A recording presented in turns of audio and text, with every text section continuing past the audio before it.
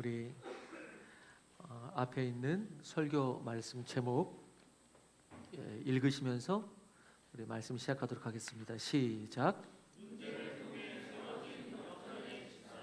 네. 문제를 통해 세워진 역전의 집사들 말씀 나눕니다. 휴먼 스킬이라는 책에 이런 대목이 나옵니다.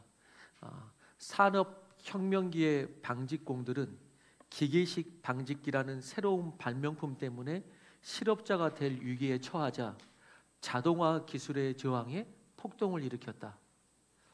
하지만 그 후에 예상치 못한 일이 벌어졌다.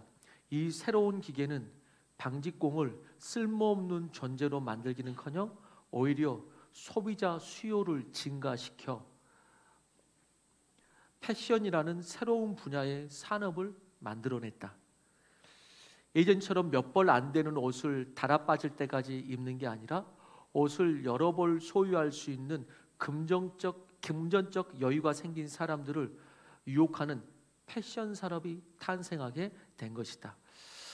무슨 말씀을 드리냐면 위기가 기회가 된 것입니다. 본인들의 생각과는 다르게 산업혁명으로 자동 방직기가 나오면서 위기에 처한 이 수공 방직업자들 중 일부는 패션 산업의 모체가 되었다는 것입니다. 그래서 위기가 우리가 흔히 말하듯이 이런 위험 속에서 기회를 맞이할 수 있다라는 것입니다.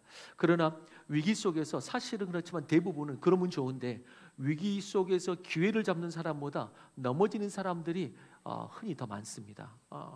그렇다면 위기가 기회가 되기 위해서는 뭐가 중요하냐? 그 위기를 바라보는 이제 관점이 중요합니다.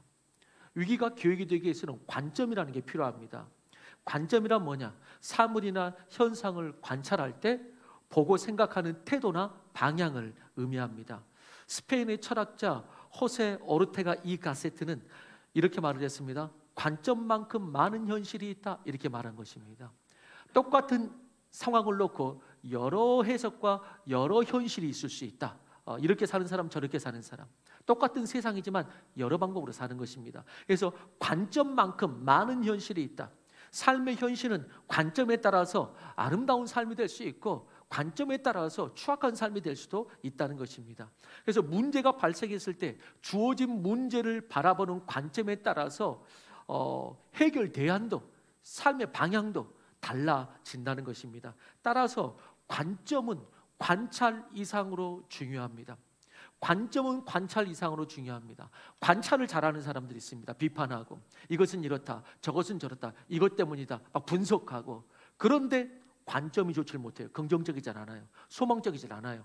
그러다 보니까 관찰하는 잘하는데 관점이 안 좋아가지고 그가 비평하고 해석하고 그가 그렇게 한 것만큼 이게 일이 잘 안 돼요. 그렇기 때문에 관찰도 중요하지만 냉철한 관찰 필요 없는 건 아니지만은 관점이 훨씬 중요합니다. 어떻게 바라보고 어떻게 해석하느냐라는 것입니다. 오늘 본문은 초대교회가 처음으로 문제를 만나고 그것을 해결해 나가는 모습을 보여줍니다. 초대교회가 처음으로 위기를 맞이한 것입니다. 그리고 그 위기를 어떻게 넘어갔는가? 그 문제가 기회가 되어 위기를 넘어서 심지어는 큰 부흥으로 나아가는 오늘 초대교회의 첫 모습을 우리 보게 되는 것입니다. 자, 오늘 이야기의 간단한 배경은 우리가 알듯이 사도행전 1장에서 마가의 다락방에 성령이 임하시고 그들은 방문을 박차고 세상으로 나옵니다. 세상으로 나왔더니 생각했던 것은 너무나 다른 역사가 벌어집니다. 성령이 임하니까 자기들을 죽일 것 같았던 그 사람들이 돌아오기 시작하는 것입니다. 자, 그러면서 사람들이 수천 명의 사람들이 예수를 믿겠다고 나오면서 초대교회가 형성이 됩니다. 부흥하게 됩니다. 그리고 1, 2장에서 그 이야기가 나오다가 6장으로 딱 넘으면서 초대교회 처음으로 문제가 발생하는 것입니다. 초대교회가 이렇게 부흥하고 사람들이 모이자 이제 구제 사역을 시작합니다. 고아나 과부를 돕는 겁니다.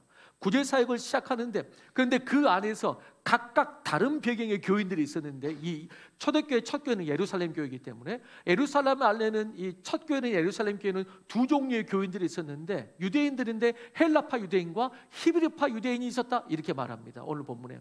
그런데 오늘 헬라파 유대인들이 그 교회의 구제 사역 중에서 자기 헬라파 유대인들의 과부들이 그 구제에 빠지는 것을 보고 그들은 이제 히브리파 유대인들을 원망하고, 때로는 뭐 교회를 원망할 수도 있고 리더십을 불평할 수도 있고, 한마디로 말해서 원망하고 시험에 들었다 이 말입니다. 그래서 그들은 그거를 컴플레인합니다.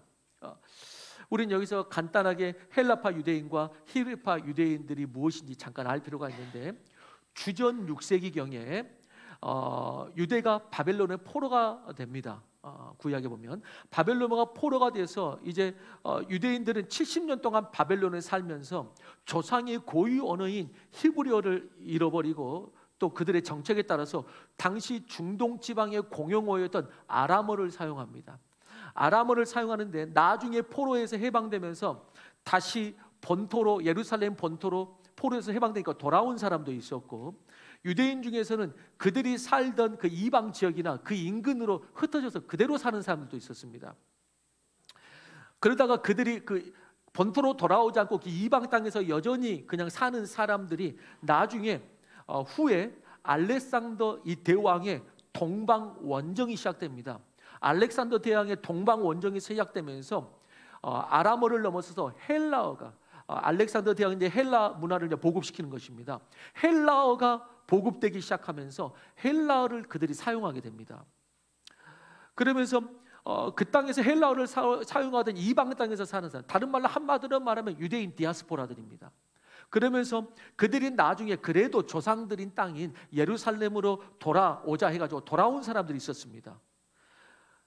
그들은 그렇지만 돌아왔지만 여전히 헬라어를 사용하였고, 본토에 살던 히브리 유대인들은 히브리어를 사용하는 것이죠. 그러면서 본토에 여전히 살고 있었던 히브리파 유대인들과 헬라 문화 속에서 다시 디아스포라들이 돌아오면서 형성된 헬라파 유대인들이 예루살렘에 동시에 있는 것이고, 그 다음에 그 교회에 그렇게 동시에 있는 것입니다. 그런데 상대적으로 히브리파 유대인들이 다수고 헬라파 유대인들이 소수입니다. 그러다 보니까 이 헬라파 유대인들은 그렇지 않아도 약간의 소외를 평상시에도 느끼고 있었는지 모릅니다. 그런데 오늘 헬라파 유대인들의 과부가 구제에서 빠지는 것을 보고 그때 이제 그런 것들이 쌓이다가 폭발해서 원망과 시험이 나올 수밖에 없었던 그런 상황일 가능성이, 지금 그런 내용과 배경들이 있습니다. 그런데 이제 베드로가 이 문제를 해결하는데, 이에 베드로는 이 문제를 해결하기 위해서 모든 제자들을 불러 모으고 이제 해결책을 발표합니다. 그 해결책으로 인해서 단순히 문제만 해결되는 수준을 넘어서 이제 오늘 결과를 보았지만은 오히려 문제를 넘어서서 말씀이 점점 왕성해지고 제자의 수가 더 많아지고, 심지어는 예수님이 죽으실 때, 돌아가실 때에 대적했던 제사장의 많은 무리까지도 이 도에 복종하면서 돌아왔다. 그래서 점점 더 큰 부흥으로까지 연결이 되는 역사가 있었습니다. 이렇게 위기가 기회가 되어서 문제를 넘어서 부흥을 보게 된 것입니다. 베드로와 예루살렘 교회는 어떤 해답을 가졌길래 그 문제 가운데서, 그 초대교회 처음 만난 위기 가운데서 오히려 그걸 넘어서서 해결될 뿐만 아니고 더 큰 부흥으로까지 더 나아가게 됐는가, 그것을 우리가 보기 원하는데, 첫 번째 대지 같이 한번 읽어보겠습니다. 시작.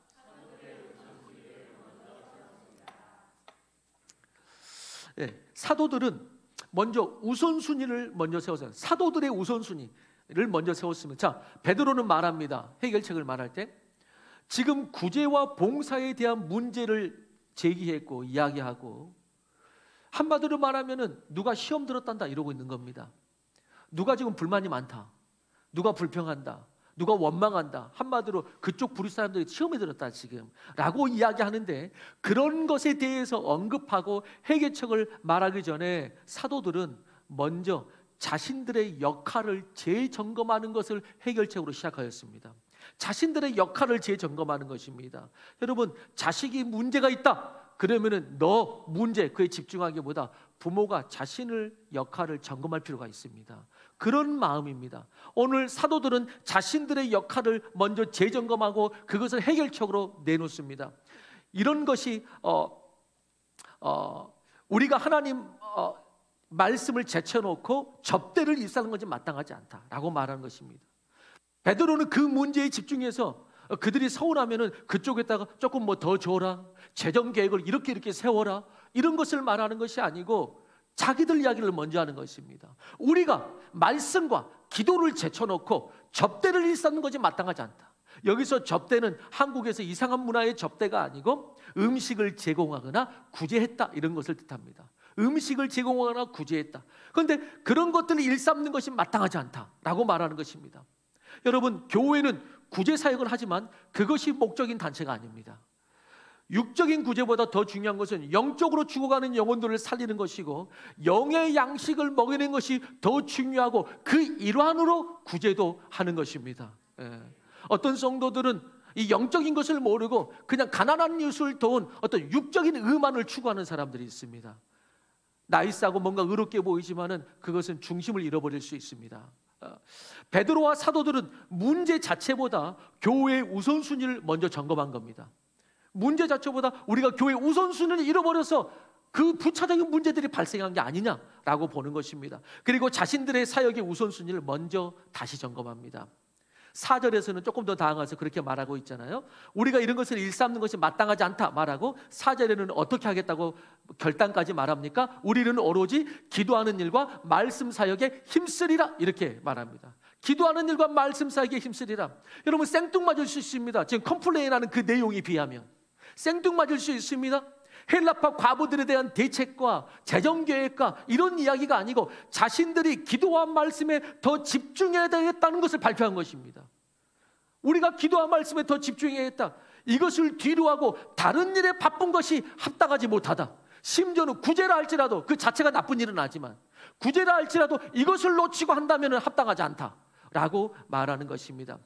저는 제 자신을 돌아보지 않을 수가 없었고, 우리 교회가 더 교회답게 성숙하게 가야 할 길을 보게 됩니다.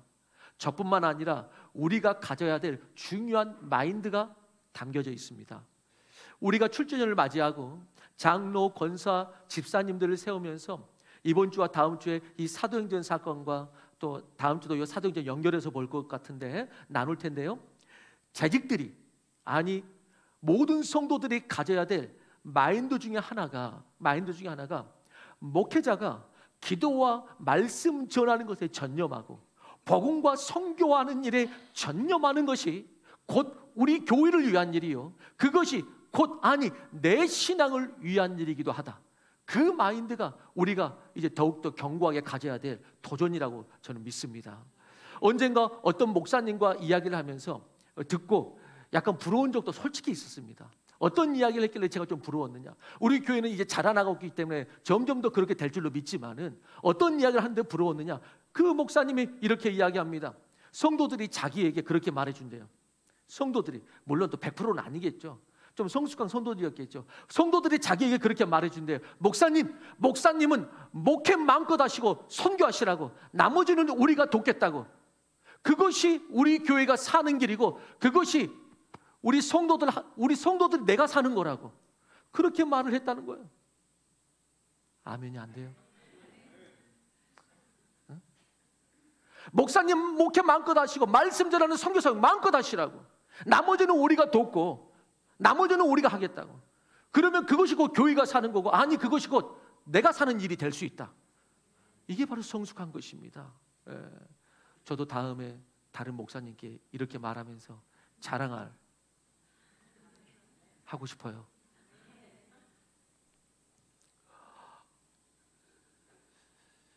여러분, 우리가 지금까지도 조금씩 잘하고 있지만 7주년을 넘으며 더욱 성숙한 마인드와 영적인 관점을 가지고 문제보다 이런 우선순위에 집중하여 나아갈 때에, 인간들이 모인 것이라 문제가 없는 교회는 하나도 없지만 그 문제가 문제로 끝나지 않고 디딤돌이 되어서 더 큰 부흥으로 나아갈 줄로 믿는 것입니다. 사도들은 이렇게 문제보다 우선순위에 집중하였습니다.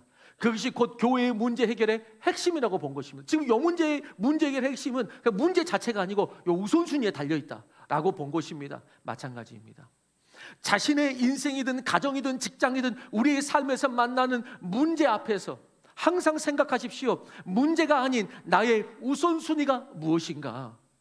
그래서 믿음의 사람은 문제를 앞에 두고서도 기도에 집중하는 것입니다. 삶의 문제들이 있고 심지어는 시간을 다투는데도 불구하고 오늘 이 시간에 주일 예배를 드리는 것입니다. 이 중심이 잡혀있을 때 나머지 것이 건강하게 되기 때문인 그런 것입니다. 그렇습니다. 우리는 문제가 올 때마다 문제에 집중하기보다 그 문제의 본질을 봐야 합니다. 그리고 다시 우선순위를 분명히 해야 하는 것입니다. 이 말은 반대로 말하면 무슨 말입니까? 반대로 말하면 왜 문제가 발생하는가? 때로는 어떤 분들의 그 삶을 보면 그 문제가 해결했나 싶었는데 다음 순간 돌아가지고 또 옵니다. 해결했나 싶은데 그때는 없어진 것 같고 해결한 것 같고 그때는 피한 것 같은데 문제가 한 바퀴 돌아가지고 다시 제자들은 또 옵니다. 끊이질 않습니다. 이 문제가 끊이질 않아요. 문제 중심의 해결을 하려고 하고 우선순위를 놓치고 있기 때문에 그렇습니다. 문제만 따라다니면 그 문제는 그 순간에 해결될 수도 있지만 문제만 따라다니면 그 문제는 돌아서 다시 옵니다. 그 문제는 돌아서 다시 와요. 그러나 우선순위를 해결하면 그 문제는 사라지는 것입니다. 우선순위를 해결하면. 왜 때로는 하나님이 고난을 주시는가? 하나님은 문제를 통해서 문제를 보게 하는 것이 아니고 그 문제를 통해서 우선순위를 보게 하는 것입니다. 우선순위를. 그러니까 빙빙 돌아. 여러분 빙빙 도는 삶을 끊으시기 바랍니다. 여러분 문제가 내 삶 가운데서 왜 그 문제가 빙빙 돌아서 또 오고 빙빙 돌아서 또 오고 이게 끊이지 않나 내 삶에. 여러분 그런 삶이 아니라는 것이죠. 여러분 문제를 통해서 우선순위를 보는 것이죠. 여러분 그 유명한 책 중에 칭찬은 고래도 춤추게 한다. 켄 블랜차드의 책입니다. 칭찬은 고래도 춤추게 한다. 그 켄 블랜차드의 책에 이런 책이 있습니다. 굿바이 허둥지둥이라는 책이 있습니다. 굿바이 허둥지둥. 이 책의 주인공 밥은 허둥지둥 팀장이라는 별명을 가지고 있습니다. 집에서는 딸이 유치원에서 무슨 발표를 하는지 언제인지 아내가 무엇에 관심을 갖고 있는지 잘 모르는 아빠입니다. 그런데 바쁘다고 그럽니다. 직장에서도 마찬가지입니다. 매사에 의욕은 없고 지각은 잘하고 맡겨진 일들을 마감 기간이 되어서야 허둥지둥 처리합니다. 이런 그가 사장의 경고 속에 최고 효율성 책임자를 만나서 너 좀 수업을 받아라. 수업을 받게 됩니다. 그러자 그에게서 어떤 수업을 받냐면 우선순위, 타당성, 헌신이라는 수업을 받게 됩니다. 밥은 이 수업 속에서 자기 인생의 최고 문제가 우선순위의 문제임을 깨닫게 됩니다. 그는 이 일 저 일 원칙 없이 매달리다가 허둥지둥하다가 해야 할 일과 중요한 일을 잊고 살아왔던 것입니다. 그런데 바쁜 것 같아. 뭔가 했던 것 같아. 그런데 해야 할 일과 중요한 일을 잊고 다른 급한 일, 당장의 것에 그렇게 잊고 살아왔던 것입니다. 밥은 마침내 자기가 하고 싶은 일과 해야 할 일의 차이점을 깨닫습니다. 그리하여 허둥지둥 살아온 자신의 삶의 양식을 탈출하기 위해 가장 중요한 일은 우선순위를 정할 줄 알아야 된다는 것을 알게 되는 것입니다. 우리는 10가지 급한 일 때문에 정말 중요한 한 가지 중요한 일을 잊고 살아갑니다. 우리에게 우선순위의 혼란이 일어나면 아무리 바쁘게 열심히 살아도 울리는 징과 소리나는 꽹과리와 같고 결코 영원한 열매 못 맺습니다. 그 삶은 다음 순간 또 흔들리게 되어 있습니다. 똑같은 삶을 계속 되풀이하게 됩니다. 삶의 그렇다면 최우선순위가 뭔가? 삶의 최우선순위가 무엇인가? 바로 하나님과의 관계입니다. 하나님께 예배하는 것이죠.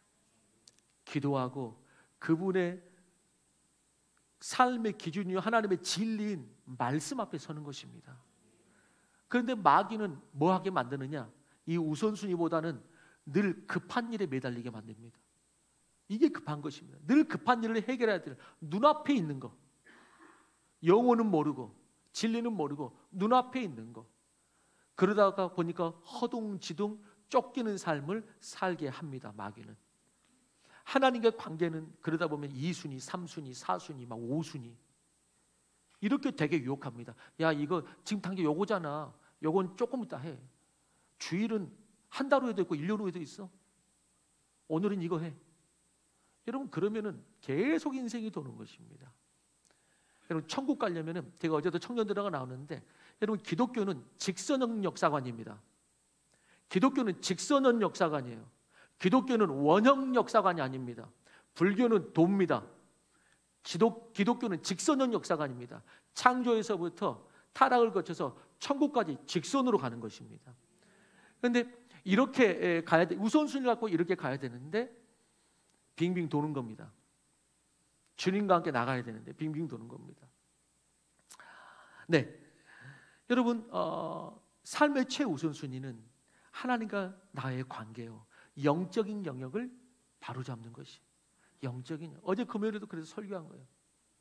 성령의 그 임재 가운데 그 영적인 영역이 터치되지 않으면은 10년을 교회 다니고 뭘 해도 다 제자리다. 일보 전진을 못한다. 성령이 함께 하시고 영적인 영역이 중심을 딱 잡아야 된다. 그러면은 영도 살지만 우리 삶도 전진하게 되어 있다라고 말한 것입니다. 여러분, 삶의 문제가 끊어지고 다시 정돈되고 문제가 다가오더라도 그것을 넘어서서 열매까지 맺기를 원한다면 급한 일이 아니라 우선순위에 우선순위를 두시기 바랍니다. 여러분, 그럴 때 혹시 급한 일 안 했다고 여러분 불안해하지 마십시오. 세상 안 무너집니다. 염려하지 마십시오. 내일 당장 안 굶습니다. 안 죽습니다. 여러분, 절대 사탄은 그런 것들과 유혹하지만은 절대 사람 쉽게 죽지 않습니다. 절대 세상은 안 무너집니다. 세상이 무너지는 것은 딱 한 가지 이유밖에 없어요. 언제? 주님이 다시 오실 때. 걱정하지 않으셔도 됩니다. 여러분, 불안하지 마세요. 베드로처럼 문제는 문제 때문이 아니라 하나님 앞에 서야 한다는 마음을 가지십시오. 우리가 먼저 기도한 말씀을 전하는 것을 제쳐놓았던 것 같다고 다시 이것에 집중하는 것이 이 교회 바로 세우는 것이라고 베드로가 해답을 찾았던 것처럼 여러분 그런 것이죠. 두 번째가 뭐냐? 동시에 그렇지만은 삶에 책임지지 않는 그런 삶이 아니고 평신도들을 세웁니다. 두 번째 대지입니다. 같이 읽어보겠습니다. 시작. 오늘 우리가 이 본문을 보면서 생각해보고 적용하고 은혜 받아야 될 부분이 있다면 무엇입니까? 그것은 평신도 리더들을 세우는 것이 얼마나 중요한 것인가. 행정과 시스템도 중요하고 어떤 목사님의 강력한 말씀과 능력도 중요하지만 사도들도 사도의 사역을 잘 감당할 수 있었던 것은 교회에서 그것을 맡아주고 동역해주는 평신도 지도자들이 있었기 때문에 사도도 사도할 수 있었던 것입니다. 그래서 그게 너무 중요해요. 여러분, 초대교회 부흥의 시작은 당연히 베드로가 씨앗을 뿌리고 복음을 전하면서 수많은 사람들이 돌아왔습니다. 그러나 그 부흥이 흩어지지 아니하고 정착하고 교회가 계속해서 그 부흥을 연결해 나가서 만들어 나가는 것은 성도들의 역할이 강력했던 것입니다. 성도들의 역할이 혼자 할 수 없던 것이죠. 평신도 리더십들의 역할이 얼마나 중요한지 모릅니다. 그래서 여러분, 부흥하는 교회는 그 목사 혼자 때문이 아닙니다. 부흥하는 교회 대부분 가보면은 그 교회의 건강한 리더십들이, 평신도 리더십들이 시즐과 날줄처럼 그 아래 쫙 있습니다. 쫙 있어요. 여러분, 베드로와 초대교회는 그러면서 집사들을 세우는데 집사 세우는 기준이 간단합니다. 오늘 본문에는 성령이 충만하고 사람들에게 칭찬을 받는 사람들, 그들을 집사로 세웁니다. 성령, 하나님과 관계가 되고 이웃과의 관계도 있는 사람, 좋은 사람들. 그래서 하나님과 관계, 이웃과의 관계가 열린 사람들, 그런 사람을 세웠습니다. 하나님 사랑, 이웃 사랑이죠. 여러분, 여기서도 우리는 집사를 세울 때 우선순위를 보게 됩니다. 베드로는 집사를 세울 때 우선순위를 가졌어요. 다른 기준이 아닙니다. 돈 많으니까 집사 세워서 교회의 저정에 도움되려고, 집사 세워놔서 교회에 붙잡아 놓으려고? 아닙니다. 베드로는 오직 하나, 성령에 충만한 사람들을 세운 것입니다. 그것이 우선순위입니다. 집사를 세우는. 그래서 오늘 본문을 보면서 우선순위를 보게 되는 것이에요. 저는 우리 교회 집사님들도, 여러분, 우리 교회 집사님들 세울 때에 돈도 필요 없고 직업이 어떤 것도 필요 없습니다. 많이 배운 것도 필요 없습니다. 어제 제가 7주년을 놓고 기도하는데 하나님께서 음성을 들려주셨어요. 하나님께서 음성을 들려주셨어요.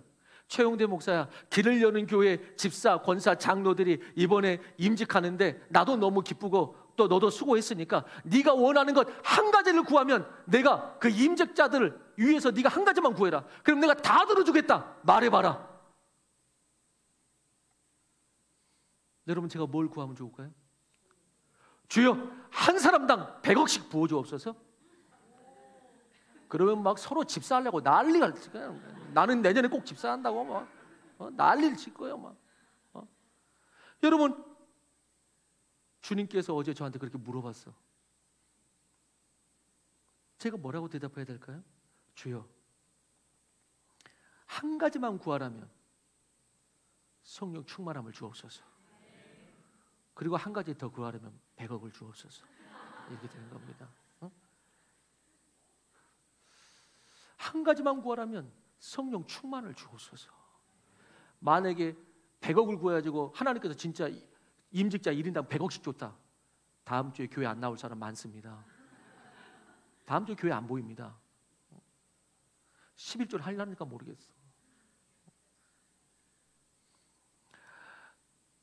여러분, 하나님께서는, 베드로는 교회에 성령 충만한 집사들을 세운 거예요. 성령 충만한 집. 특별히 이 집사들의 이름이 나오는데 여기서 중요한 두 가지를 간단히 보기를 원하는데요. 여러분, 사도행전 6장 5절 보십시오. 6장 5절 다시 한 번만 봅시다. 그리고 한번 그 집사들의, 초대교회 인류 최초의 집사들의 이름을 한번 쭉 한번 우리 같이 읽어봅시다. 시작. 온 무리가 이 일을 하며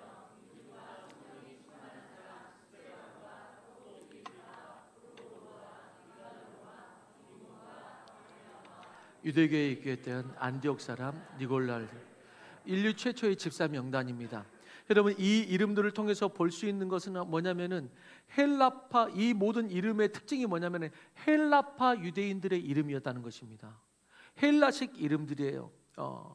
여러분, 예를 들어서 이런 것입니다. 이 헬라식 이름들은 뭐냐면 요즘 말로 말하면은 딱 들어도 그들은 알았어요. 우리는 뭐 잘 모르지만 그들은 딱 들어도 이거 헬라식 이름인데 아는 것입니다. 예를 들어서 우리가 외국 연예인들을 보죠. 외국에서 들어와가지고 활동하는 연예인이 있다. 그럼 딱 보면 이거 교포네, 샘킴, 뭐 존박 이러면은 그 이름 들으면 이거 교포네 알듯이 딱 헬라식 이름들인 것입니다.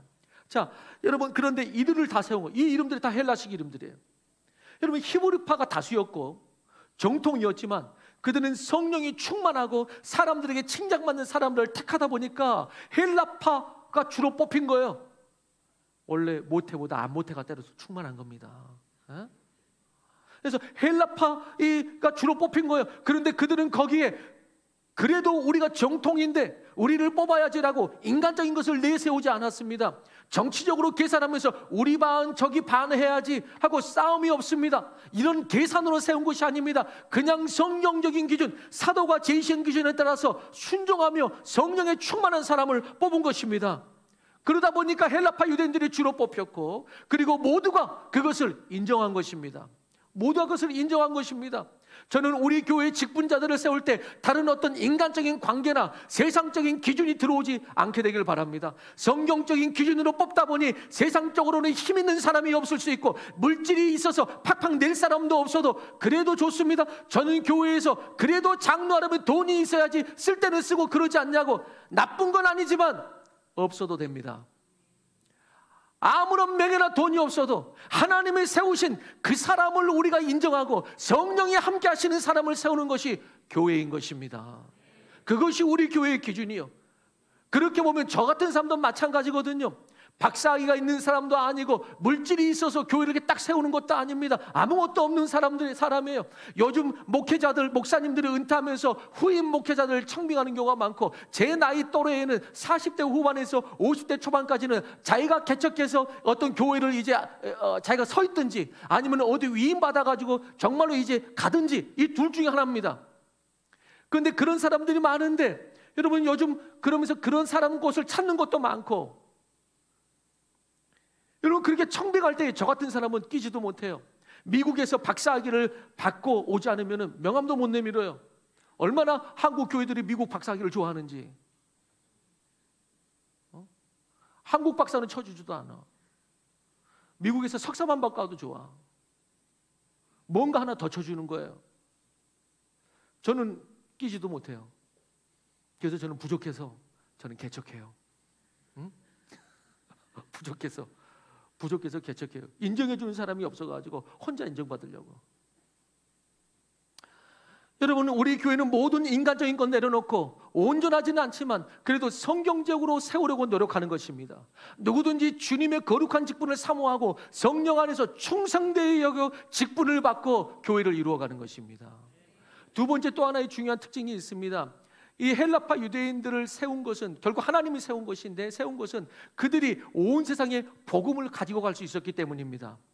예루살렘을 벗어난 적이 없는 히브리파는 복음의 지경이 좁았습니다. 그들은 언어도 제한이 있었습니다. 그렇지만 헬라파 유대인들은 그 예루살렘뿐만 아니고 그 인근에 복음을 전할 수 있는 언어적인 능력과 문화적인 능력이 이미 습득되어 있는 상태인 것입니다.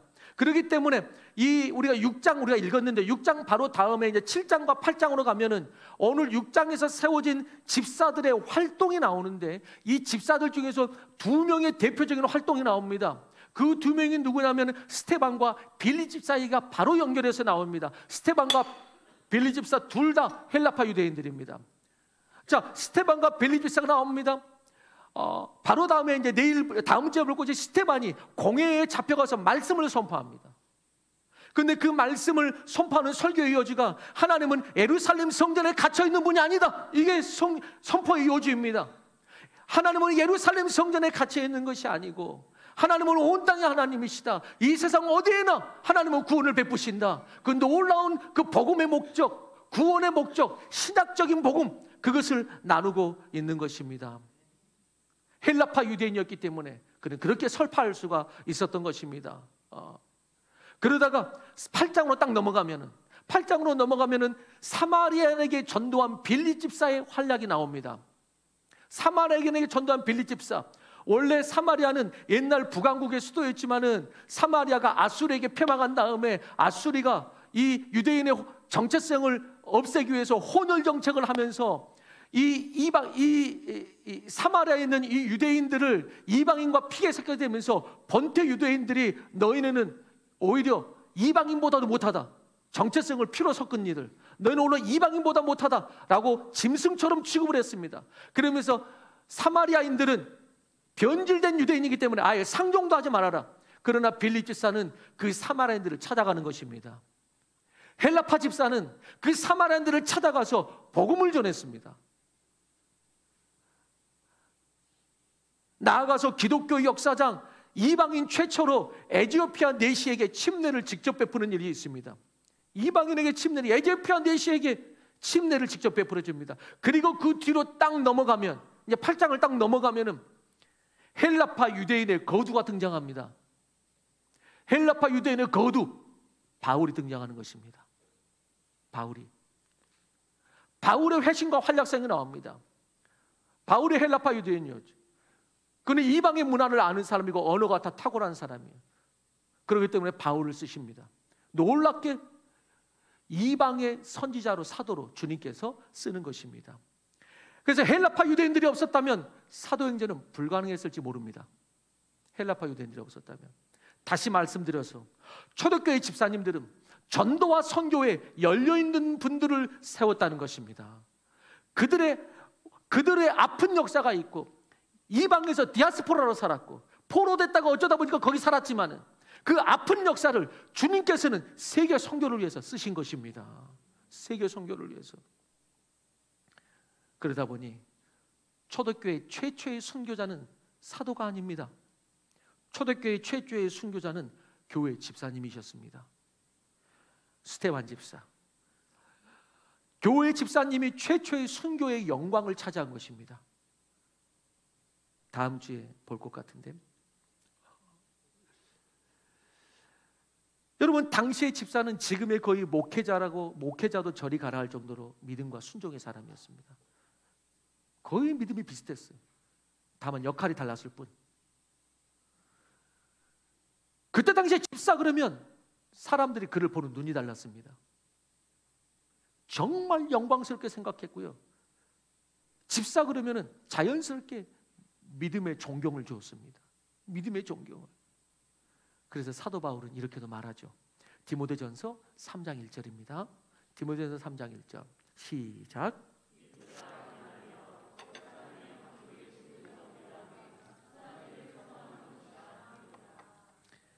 감독뿐만 아니라 직분을 사모하는 것이 선한 일을 사모하는 것입니다. 선한 일을 사모하는. 저는 우리 교회에 세워진 집사님, 장로, 권사님들 보고 정말 그 자리에 선 것만으로 하나님께서 얼마나 영광스럽게 여겨주시고 복 주셨는지 인정할 수 있는 우리 교회가 되기를 바랍니다. 그렇다고 제가 혹 높아심에 오늘 말씀을 들으면서 나는 집사도 아니고 나하고는 큰 상관없는 말씀으로 그냥 그렇게 받아들인 철없는 성도는 없게 되기를 바랍니다. 설마 그렇게까지 철이 없겠어요? 그렇죠? 네. 그러면서 한 가지 우리가 고쳐야 될 인식이 있다면 성도. 그러면 성도는 다른 게 아니고요. 그러면 성도 그러면 그것을 은근히 제일 낮은 정도로 생각합니다. 성도 다음에 집사, 집사 다음에 안수집사, 안수집사 다음에 권사, 장로, 장로 다음에 원로 장로, 명예 장로. 여러분 그래서 어떤 분은 그래요. 이렇게 처음 온 분에게 우리는 성도라고 말하면 왠지 낮게 말한 것 같으니까 혹시 실수할지 모르니까 집사라고 먼저 말을 딱 합니다. 성도라고 말하는 게 왜 실수죠? 그래서 집사님 그래요. 그럼 어떤 성도는 그래요. 자기가 집사가 아니니까 나 집사 아니고 일반 성도라고. 일반 성도 있으면 특별 성도도 있고 그러는 거야. 말도 안 되는 소리를. 일반 성도가 어디 있어요? 그럼 특별 성도는 또 있는 거야 또? 일반 성도, 특별 성도 막 이렇게? 여러분 성도는 모든 믿는 자를 일컫는 총칭하는 가장 존귀한 표현입니다. 말 그대로 성도는 하나님의 거룩한 백성이요. 그렇기 때문에 목사도 성도요, 집사도 성도요, 장로, 권사도 우리 모두가 성도인 것입니다. 그런데 왠지 성도라고 부르면 좀 미안하고 어떤 분인지 모르니까 집사라고 부르자고 불러줍니다. 교회 다닌 지 이제 처음 등록해서 교회 자체가 처음이야.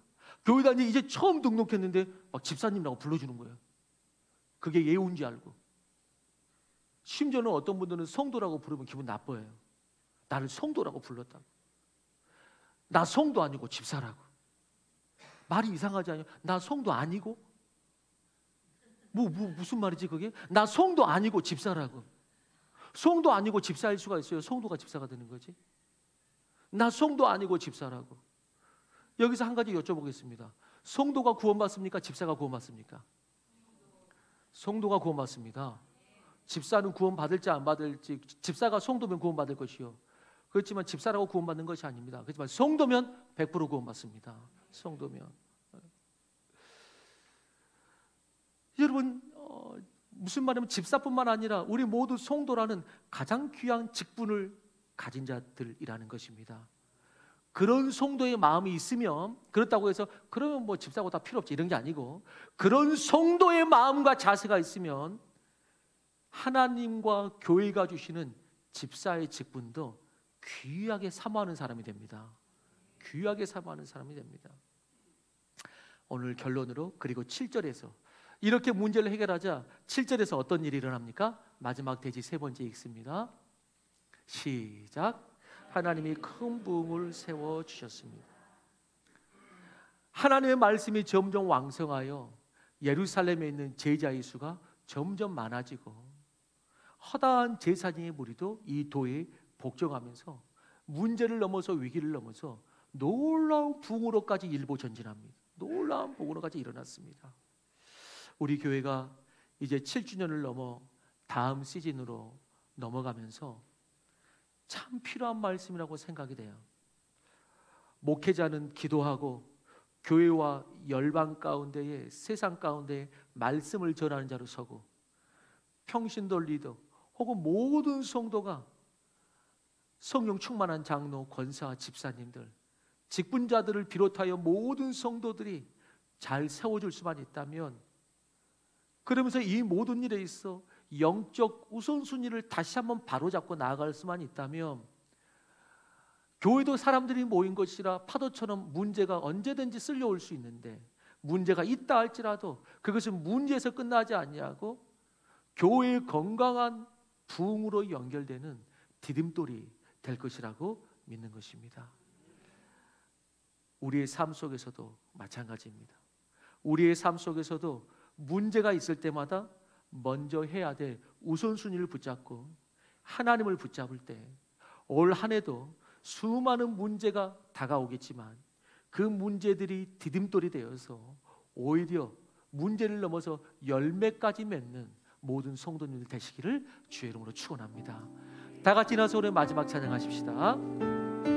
우리 그런 의미에서 우리 주가 일하시네 우리 찬양하며 나아갑니다.